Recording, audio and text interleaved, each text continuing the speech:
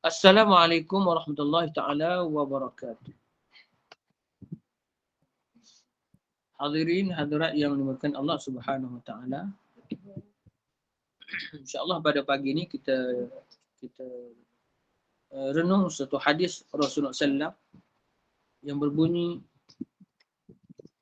An Abdullah bin Mas'ud An Abdullah bin Mas'ud radhiyallahu anhu qala qala Rasulullah sallallahu alaihi wasallam لا يدخل الجنة من كان في قلبه مثقال ذرة من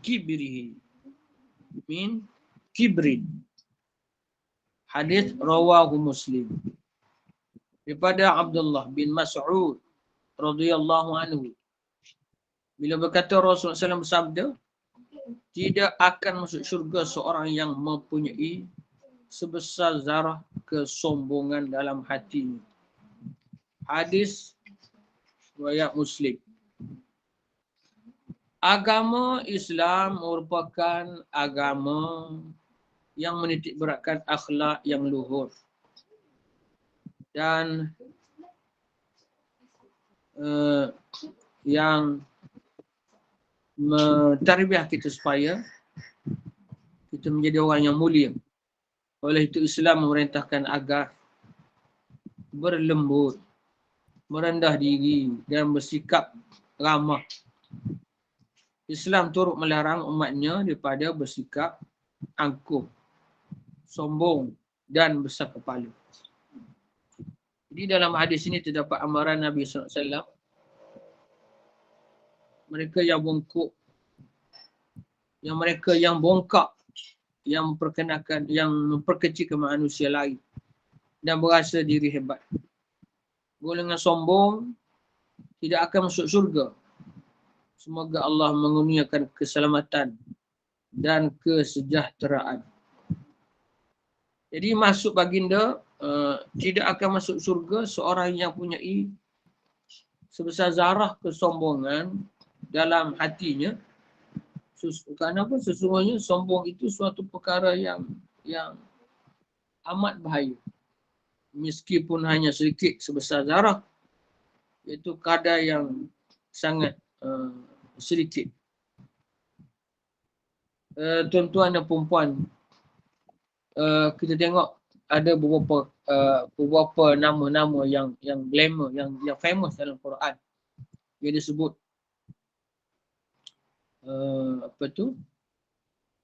Firaun, yang disebut umat Nabi Hud, kan?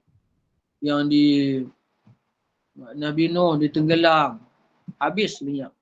Firaun, keturunan dia sampai sekarang kita tak tahu.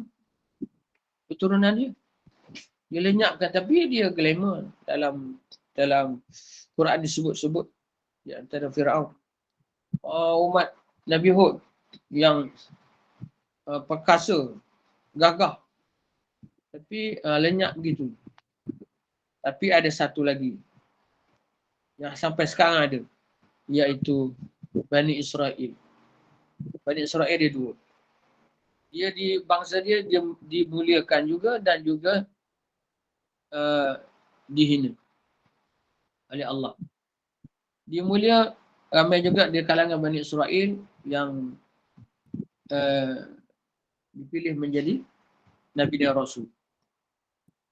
Dan yang keduanya, dia mempunyai sifat yang sombong. Jadi Allah nak tunjuk kepada manusia kesombongan yang cukup sombong. Ya, dalam surah Al-Isra pada sebut وَقَضَيْنَا أَعُوذُ بِاللَّهِ مِنَ الشَّيْطَانِ الرَّجِيمِ وَقَضَيْنَا إِلَى بَنِي إِسْرَائِيلَ فِي الْكِتَابِ لَتُفْسِدُنَّ فِي الْأَرْضِ مَرَّتَيْنِ وَلَتَعْلُنَّ عُلُوًّا كَبِيرًا. Kesombongan besar. Ya. Dia ada dua disebut marratain. Ada dua perkara. Yang pertama berlaku masa perang Khaybar. Dia buat fitnah. Ini akan dia diusir. Diusir zaman daripada Mekah, daripada Madinah oleh Sayyidina Umar, diusir langsung. Ada dua apa ni, Bani Quraizah, Bani Qainuqa, Bani Nadir diusir. Dan yang keduanya, inilah yang berlaku di Palestin. Sebenarnya dia dah lama dah. Dia nak apa ni? Dia nak ambil Baitul Maqdis ni. Dia berusaha selama berapa lama? 1000 tahun daripada zaman Rasulullah. Di zaman Rasulullah. Jadi baru dapat selepas 1000 tahun. Usaha dia. Ya. Sampai kan jatuh kerajaan Uthmaniyah. Dia guna apa ni? Dakwah dia. Dia tanam, dia buat usaha yang hebat,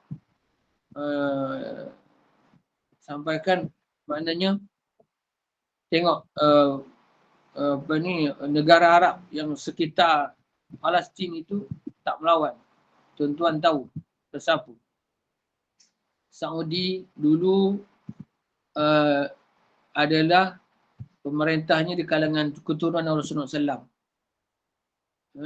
Dia cuba, orang Yahudi ni, dia cuba apa?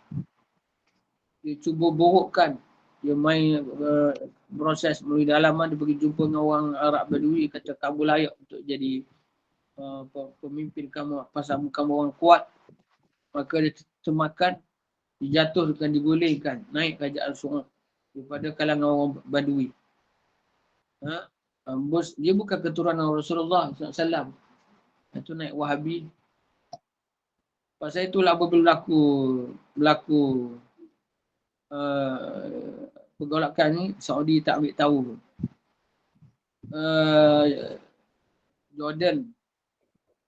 Jadi sekitar itu semua dia bagi apa ni, dia dah buat perancangan yang cantik. Jadi Syrianya semua ada orang dia. Ya. Pasal itu sekitarnya dia orang tak melawan. Tak ada bagi bantuan. Kita kan tengok pelik. Pasal apa orang Arab sekitarnya? Rupanya dia dah buat perancangan naikkan orang dia. Dia jadi pemimpin-pemimpin yang besar. Jadi jatuhlah kerajaan Osmaniyah. Itu adalah perancangan Yahudi. Jadi Yahudi ni ada satu bangsa yang sombong hinggakanlah sampai sekarang kita tengok dia punya sombong, dia rasa dia ni lebih mulia pada orang lain, hingga kan sanggup dia bunuh orang tua, kanak-kanak secara zalim.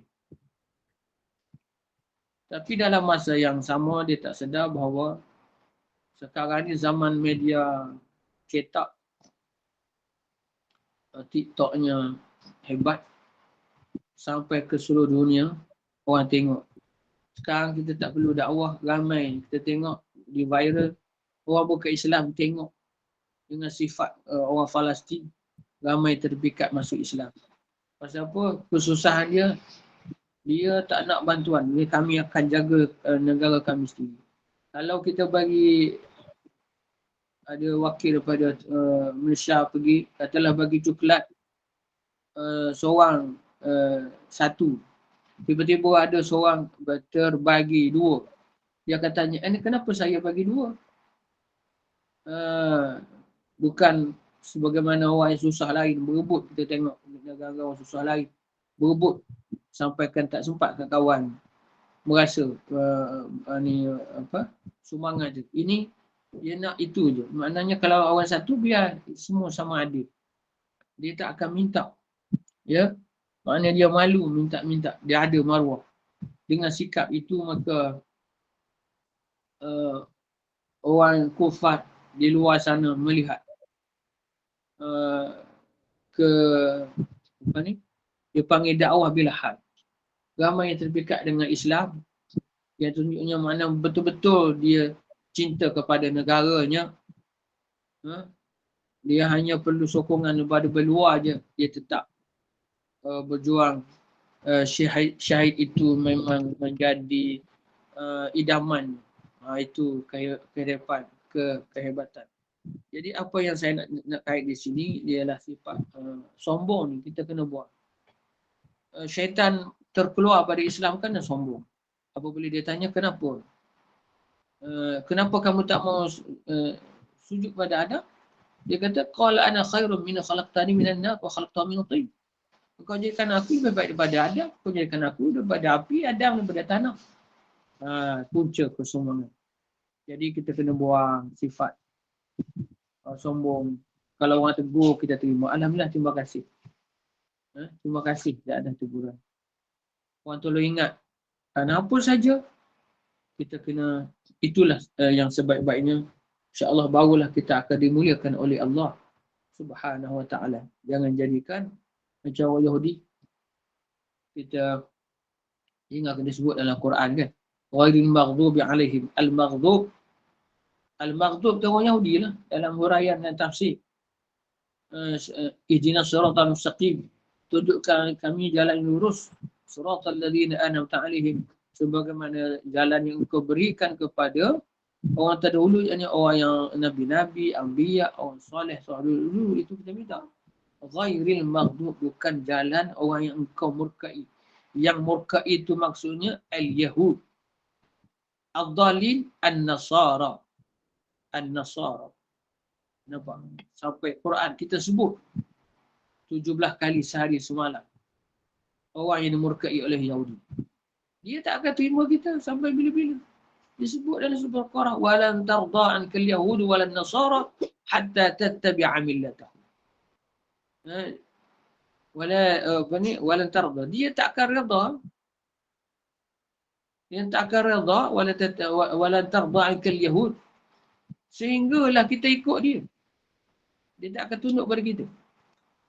Keangkuhan dia, kesombongan dia cukup besar. Jadi kita perlu kepada sokongan sentiasa doa.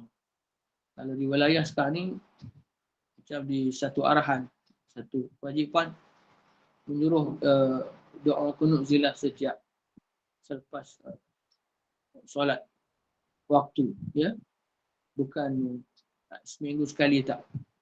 Subuh ke ataupun doa tu setiap waktu, doa kunut nazilah kita baca untuk saudara kita di Palestin. Itulah renungan pagi ini. Jadi saya pun nak lama-lama pun ada orang nikah ramai orang pula. Orang nak nikah banyak hari ni, 8 pasang lagi. Wabillahi taufiq wal hidayah. Assalamualaikum warahmatullahi taala wabarakatuh. Waalaikumsalam warahmatullahi wabarakatuh. Jadi Ustaz tak boleh buka soalan, Ustaz nak ke ni dah. Nak bergerakkan masjid. Alhamdulillah, 1-2 alhamdulillah. Mungkinlah. Mungkin ada jemaah nak tanya apa soalan. Silakan. Kita buka. Kena Ustaz nak ke masjid pula tu. Sepanjang hari ni nak nikahkan apa-apa pasangan. Silakan. Kalau tak ada soalan, kita tutup je kuliah. Bolehkan Ustaz bergerak awal ke masjid. Jadi alhamdulillah, mungkin hari ni hari cuti. Jadi Datuk Asnul silakan.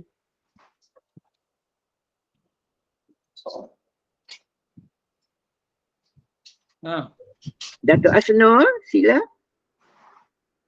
Okey Ustaz, saya nak tanya Ustaz. Ya. Ini apa ni, bila kita solat berjemaah ya Ustaz ya. Katakanlah imam apa ni miss salah satu daripada rukun lah. Sudah tu imam pun bagi salam ya. Saya yakin selepas tu mungkin ada akan membutuhkan akan buat sujud sahwi lah. Tetapi sekiranya kalau imam dah bagi salam, kita boleh ke sebagai makmum buat sujud sahwi atau ikut imam untuk bagi salam? Ustaz, terima kasih. Imam apa tak jelas, imam imam terlepas salah satu dari rukun. Jadi biasanya contoh contoh dia macam contoh dia 1 rakaat dan sebagainya, ataupun macam pagi tadi contohnya kita bukan rukun lah, itu adalah kunut ya, kunut. Jadi kata contoh dia terlupa nak buat sujud sahwi, Ustaz jadi kita fahamlah, lepas tu mungkin dia buat ke apa dia tegur, tak pastilah. Jadi adakah kita boleh bersendirian membuat sujud sahwi? Okey. Dia itu saya nak pasti tu yang tertinggal itu sunat ke rukun, tu dia jawapan Katakanlah rukun, Ustaz. Katakanlah rukun ya. Ada di mana imam pun pernah miss 1 rakaat lah, asar ya. Jadi macam mana tu, Ustaz? Dia macam kalau imam katalah dia tertinggal Fatihah. Ya, Fatihah, betul.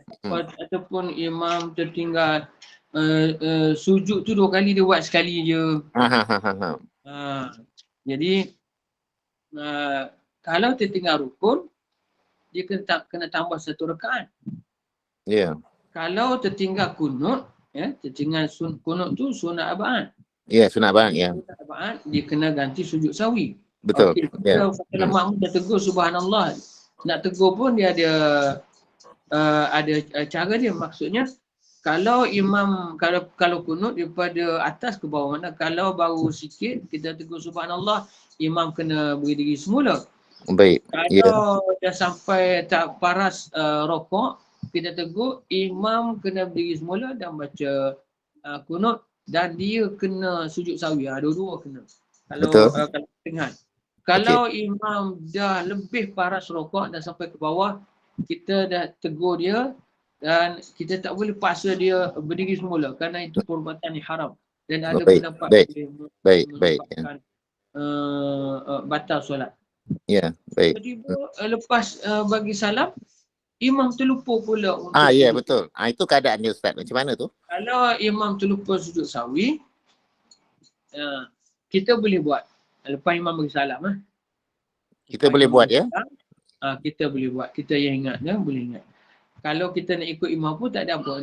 Pasal apa? Dia benda tu sunat. Satu lagi. Lepas tu terlupa, boleh terlupa, dia tak ada kesalahan lah. Kecuali katalah imam terlupa Fatihah ke, jadi kita lepas bagi salam, kita boleh tambah 1 rakaat lagi. Kita yang ingat ni kena ganti. Ataupun imam terlupa sujud, dia buat sekali, lepas tu dia bagi salam, kita kena ganti 1 lagi, kita yang ingat. Lepas tu kalau kita pun was-was, kita pergi, kena tanya imam, Mam, tu rasa tadi kita sujud sekali lah. Lepas tu yang lain kata, ya, kena tambah 1 rakaat lagi walaupun dia bercakap. Baik. Kita bagi salam, maknanya yang lain telah mengiyakan, tambah 1 rakaat lagi, barulah lepas bagi salam lepas baca ayat tu sujud sahwi lah. Kata terlupa.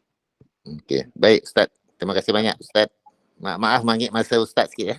Masih imam sikit. Terima kasih, Imam. Okey, sama. Terima kasih, Datuk. Mungkin 1 soalan lagi ke? Ataupun kita berhenti sekarang ni? Mungkin 1 soalan lagi. Sebelum 7.40 kita berhenti. Kalau tak ada, kita tutup kuliah kita. Silakan kalau jemaah ada kemusykilan berkaitan dengan solat ataupun apa saja, mungkin insya-Allah kita tanya pada Ustaz.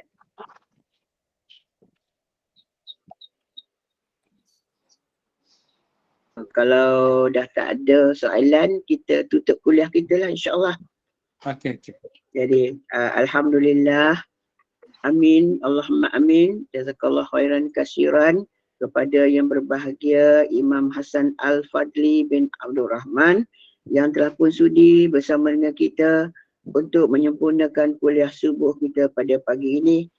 InsyaAllah kita doakan mudah-mudahan Allah makbulkan, perkenankan segala doa kita, asbab kita, keberkatan kita baca kalamullah dan berdoa bersama-sama pada pagi yang penuh barakah ini.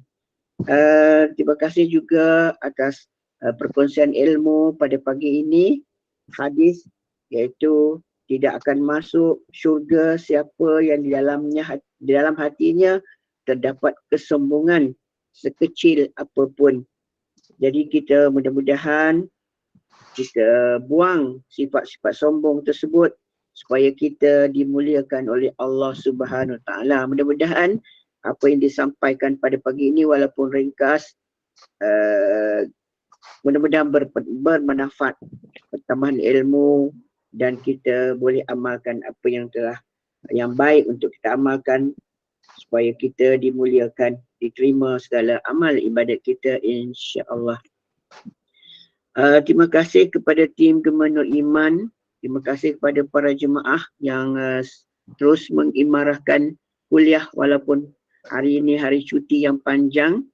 Mungkin ada dalam perjalanan balik kampung, untuk bercuti, berehat ataupun bertemu keluarga. Moga Allah permudahkan.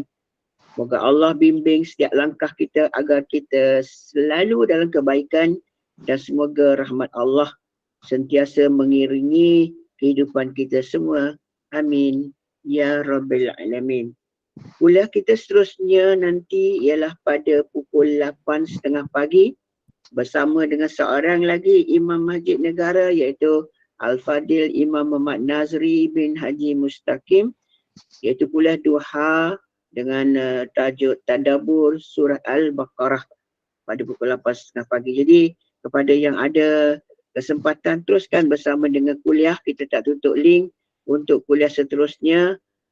Mudah-mudahan memberi manfaat kepada kita, dan mana yang ada urusan mudah-mudahan Allah permudahkan, dan didoakan juga semoga Al-Fadil Ustaz dapat menjalankan tugas yang baik hari ini sepanjang hari untuk menikahkan beberapa pasangan yang ambil kesempatan pada 11.11 pada hari ini.